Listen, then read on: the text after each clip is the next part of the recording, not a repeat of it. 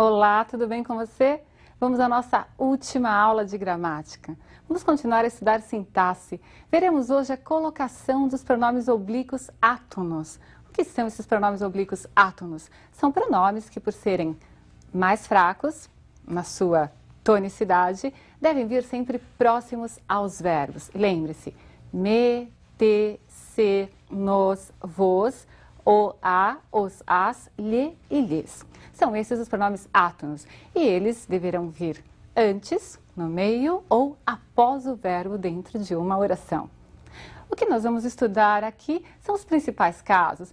Na verdade, temos aí uma controvérsia, uma diferença entre a linguagem coloquial e a linguagem escrita. Mas você deve observar caso a caso. Vejamos primeiro quais são essas posições. Vamos lá. Próclise. O pronome é posto antes do verbo. Veja, eu quero que você me aqueça neste inverno.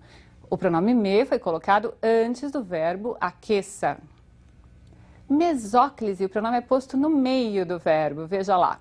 Dar-te-ia tudo para que ficasses ao meu lado. Então é o verbo daria mais o te. O te foi colocado no meio do verbo, entre o radical e a desinência indicadora de futuro.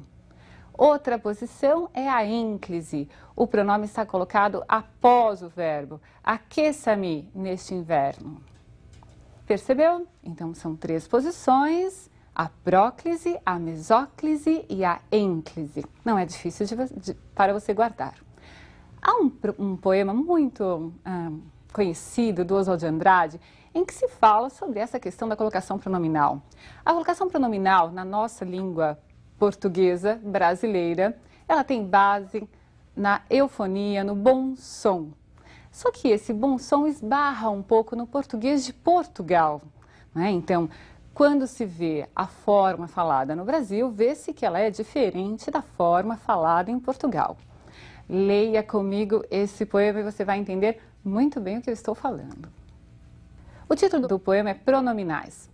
Dê-me um cigarro, diz a gramática do professor e do aluno, e do mulato sabido, mas o bom negro e o bom branco da nação brasileira dizem todos os dias: deixa disso, camarada, me dá um cigarro. Você observou o último verso, né? Deixa disso, me dá um cigarro.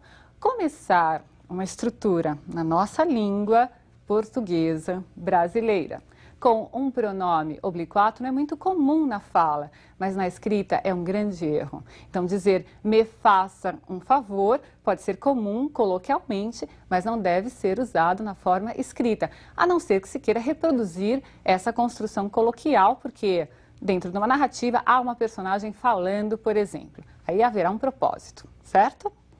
Nós veremos então quais são os casos que a gramática indica para que ocorra próclise, mesóclise e ênclise. Veja os primeiros casos, que são os de próclise. A próclise ela é obrigatória quando houver palavra atrativa antes do verbo. Veja, então vai haver uma palavra atrativa, depois o pronome e depois o verbo, não é? E não pode haver entre a palavra atrativa e o verbo uma pausa, que na nossa língua é a presença da vírgula. A vírgula nós chamamos de pausa. Se houver uma vírgula, aquela palavra que antes era atrativa passa a deixar de ser. A vírgula repele o pronome para depois do verbo. Então, a palavra atrativa será atrativa se não houver vírgula após a presença dela. Se houver vírgula, a vírgula repele, ela empurra o pronome para depois do verbo. Tudo bem? Vamos aos casos. Primeiro caso, palavras de sentido negativo. Não, nunca, ninguém, nada, jamais. Veja que o pronome vai estar antes do verbo. Ninguém me chamou.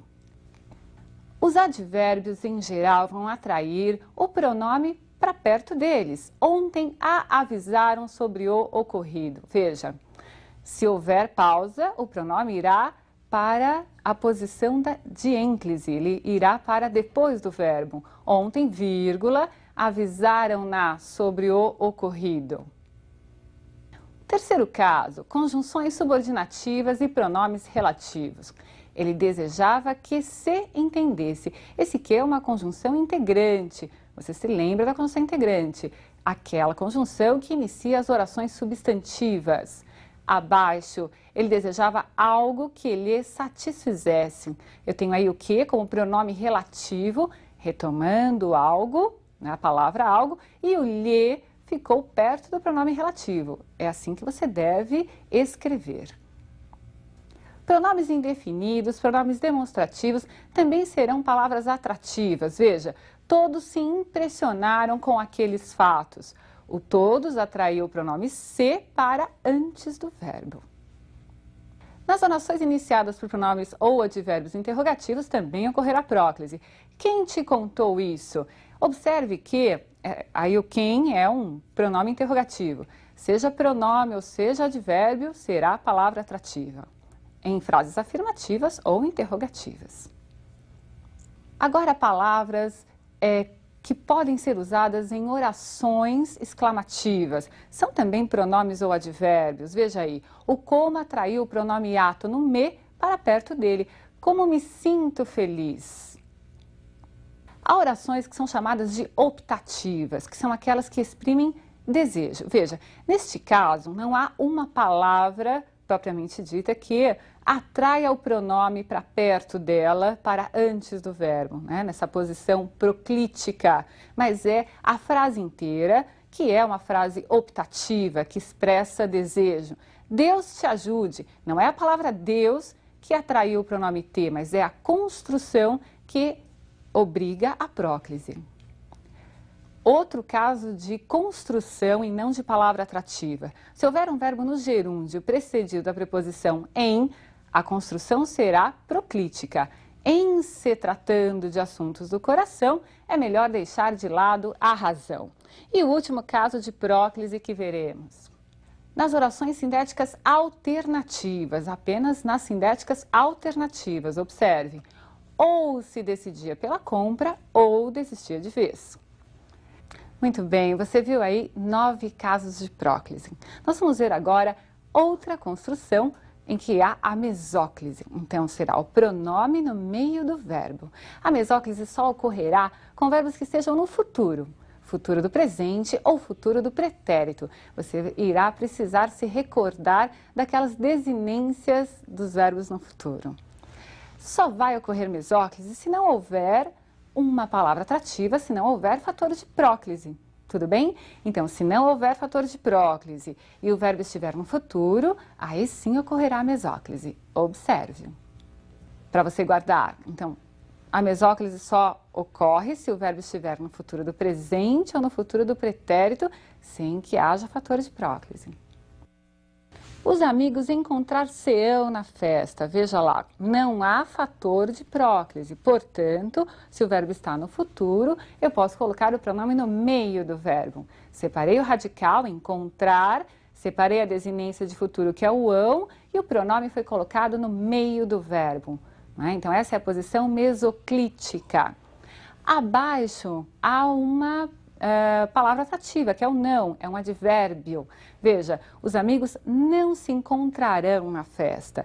Nesse caso, ocorreu próclise, mesmo estando o verbo no futuro, porque a palavra atrativa que vai ocasionar a próclise é mais importante nessa construção. Muito bem. Você entendeu, então, que a mesóclise é a colocação do pronome no meio do verbo e que este verbo deve estar no futuro, não havendo lá um fator de próclise. Tudo bem? A mesóclise está, assim, sendo cada vez menos usada, mas você pode fazer uso num texto seu, você pode fazer uso na fala se o quiser. Ela existe, pode ser pouco usada, mas está lá. Vamos agora continuar o nosso estudo de colocação pronominal, vendo os casos de ênclise. Observe comigo. A ênclise vai ocorrer se você não tiver, obviamente, um fator de próclise. Então, veja, e se você não tiver também verbos no futuro, não é? Que já vimos que ocasiona, propicia a mesóclise.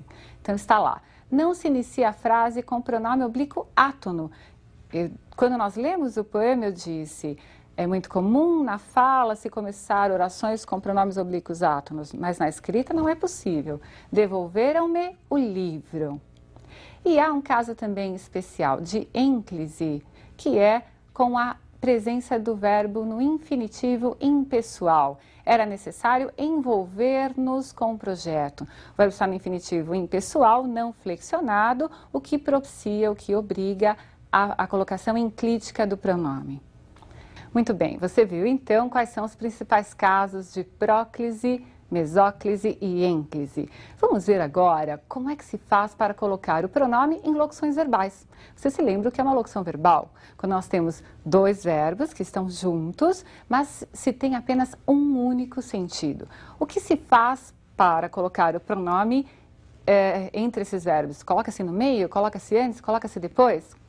Vamos ver uma locução verbal que é muito importante no vestibular. É uma locução verbal que traz um verbo auxiliar, mas o principal no particípio. Veja, quando houver verbo auxiliar mais particípio formando uma locução verbal e você tiver de colocar um pronome oblíquo átono, você vai observar primeiro se há fator de próclise.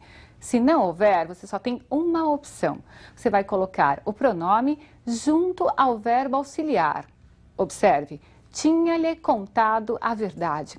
Muito cuidado para não deixar de colocar o hífen ligando o verbo ao pronome, porque se você não o fizer, se você não colocar esse hífen, o pronome vai ficar solto, vai parecer que ele está proclítico ao outro verbo, que é o contado, e isso não pode acontecer. Entendido? E se houver fator de próclise? Muito bem, o pronome irá para antes do auxiliar, para a posição próxima à palavra atrativa. Veja, não lhe tinha contado a verdade. Nós temos aí a próclise em virtude do não. O que não pode ocorrer de forma alguma é o pronome vir ligado ao verbo no particípio. Esse é um erro sério. Nunca ligue pronome átono a verbo no particípio. Entendido isso? Um grande abraço para você e espero que você tenha uma excelente prova. Até!